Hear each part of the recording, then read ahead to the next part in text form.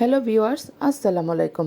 SB Sabiya blog and cooking পেজের নতুন একটি ভিডিও নিয়ে চলে আসলাম। আশা করি সবাই ভালো আছেন। আমি আলহামদুলিল্লাহ ভালো আছি।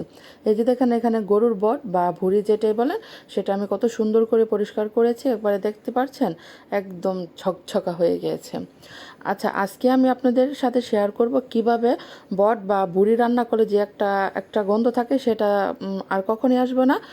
সেটা আমি আপনাদের সাথে শেয়ার করব, আর আশা করি আপনারা এভাবে চেষ্টা করলে আপনাদের রান্নাটা এরকম হবে। এখানে আমি সবসময় গরুর মাংস যেভাবে রান্না করি এরকম মশলাগুলো দিয়ে দিলাম।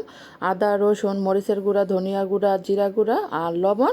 এখানে দিয়ে দিলাম গরুর মাংসের যে মশলাটা থাকে ওইটা। আর দিয়ে দিলাম এখানে জয়িত্রী 1 ইঞ্চি পরিমাণ, মানে 3টা ফুলের যে পাপড়ি ওইটা। আর দিয়ে দিলাম এখানে জয়ফল। দিয়ে এটা আমি সুন্দর করে মাংসর মশলাটাকে যেভাবে আমি সেইভাবেই মিশিয়ে নিব। আপনারা ভাববেন যে আমি বেশিরভাগ সময়ই তরকারিটা রান্না করি হাতে মাখিয়ে, কারণ আমার কাছে মনে হয় হাতে মাখানোর তরকারিটা বেশি ভালো হয়, কারণ অনেক ভালোবাসা দিয়ে এটা রান্না করা হয়। সব রান্নায় ভালোবাসা দিয়ে রান্না করা হয়, কিন্তু আমার কাছে হাতে মাখা তরকারিটাই বেশি ভালো লাগে। এই যে এখন আমি বটগুলো দিয়ে দিলাম। বটগুলো দিয়ে এটা আমি সুন্দর করে হাত দিয়ে মেখে নেব।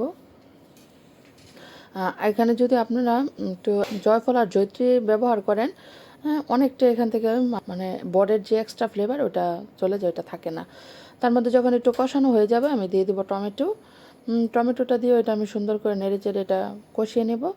ঢাকনা দিয়ে ঢেকে ঢেকে আস্তে আস্তে আমি অল্প আঁচে ঢেকে নেব। আর দিয়ে দিলাম সাথে আলু, কারণ আমি গরু মাংসের মধ্যে আলু পছন্দ করি না, কিন্তু বডে কিন্তু অবশ্যই আমার আলু লাগবে।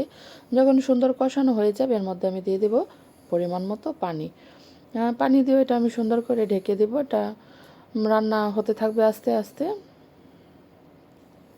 আর আমার ভিডিও আপনাদের ভালো লাগলে অবশ্যই অবশ্যই আমাকে লাইক করবেন, ফলো দিবেন আর কমেন্ট করে আমার পাশে থাকবেন। আর SB Sabiya blog and cooking নামে পেজে সাবস্ক্রাইব করবেন। এই যে দেখুন, এখানে আমি দিয়ে দেবো কয়েক কোয়া রসুন। এটাও কিন্তু অনেক ভালো লাগে। আর আপনারা চাইলে কিন্তু এটা আপনারা বাগার দিতে পারেন পেঁয়াজ আর আদা কুচি দিয়ে। এই যে দেখুন, রান্নাটা কিন্তু প্রায় শেষ। কত সুন্দর হয়েছে দেখতে, তাই না?